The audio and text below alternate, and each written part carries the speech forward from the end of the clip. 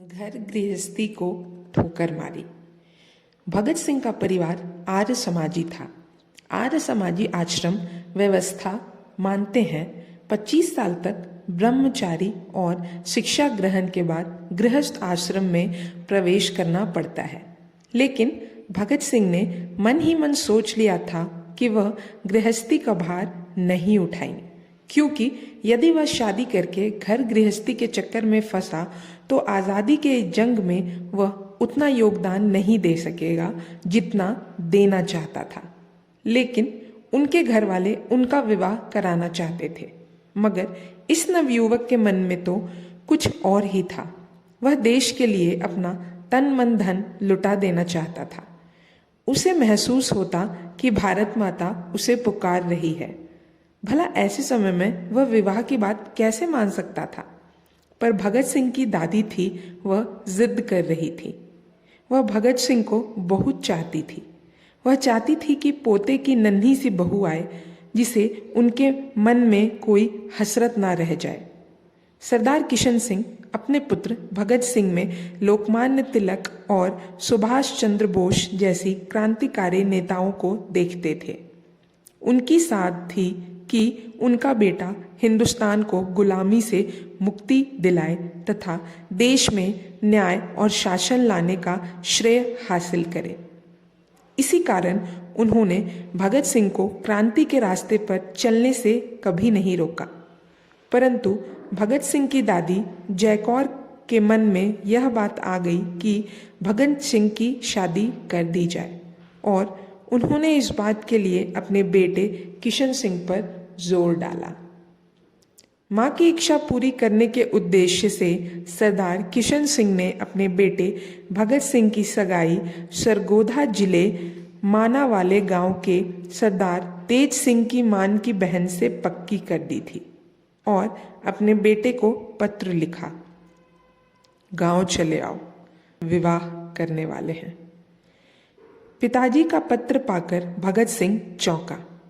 अरे, मेरे घर वाले तो मुझे घर के बंधनों में बांधने के लिए उतावले हो रहे हैं। भगत सिंह बंगाल के प्रसिद्ध क्रांतिकारी श्री सचिंद्र सान्याल से मिले और उनसे ढेर सारी बातें कह सुनाई। भगत सिंह की बात सुनकर उन्होंने गहरी सांस ली और कहा, मैं जानता हूं कि तुम शादी के लिए तैयार नहीं हो। इस मामले में मैं तुमसे सहमत हूं। मैं भी यही चाहता हूं कि तुम शादी ना करो। अगर तुम शादी कर लोगे तो आगे चलकर तुमसे अधिक काम करने का आशा नहीं रहेगी, और यदि तुम अब घर में रहोगे तो तुम्हें शादी करनी पड़ेगी। अतः तुम घर छोड़ दो। मैं जहां कहूं वहां जाकर काम में जुट जाओ। सगाई के निश्चित तिथि से कुछ दिन पूर्व भगत सिंह घर से लाहौर गए और वहां जाकर ना जाने कहां फरार हो गए। उनके पिता को अपनी मेज की दराज में रखा एक पत्र मिला। सन 1923 ईस्वी में घर से पहली बार फरार होते समय भगत सिंह यह पत्र अपने पिता सरदार किशन सिंह के लिए छोड़ गए थे। उसमें लिखा था, पूज्य पिताजी नमस्ते।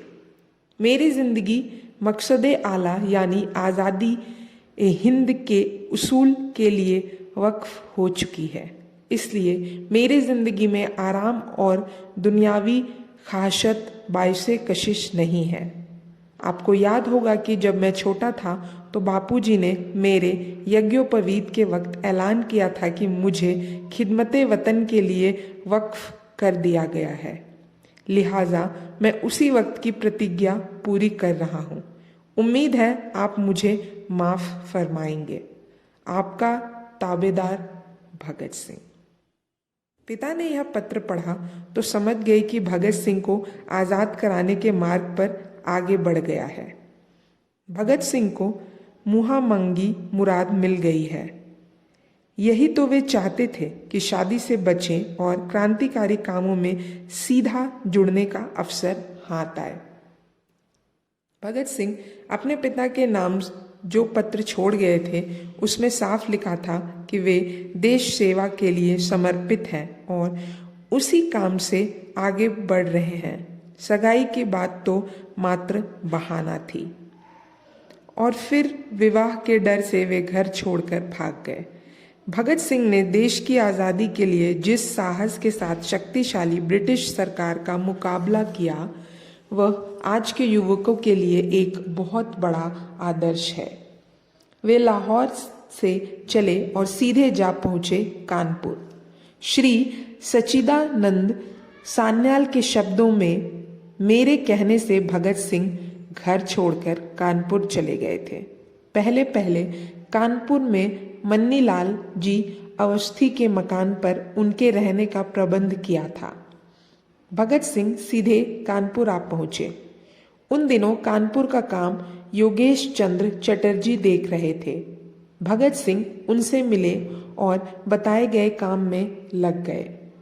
योगेश चटर्जी के साथ उस समय श्री अजय घोष, जो बाद में भारतीय कम्युनिस्ट पार्टी के महासचिव बने, श्री सुरेश चंद्र भट्टाचार्य, जो बाद में कानपुर से प्रकाशित दैनिक समाचार पत्र प्रताप के संपादक बने, श्री विजय कुमार सिंह और श्री बटुकेश्वर दत्त रहते थे।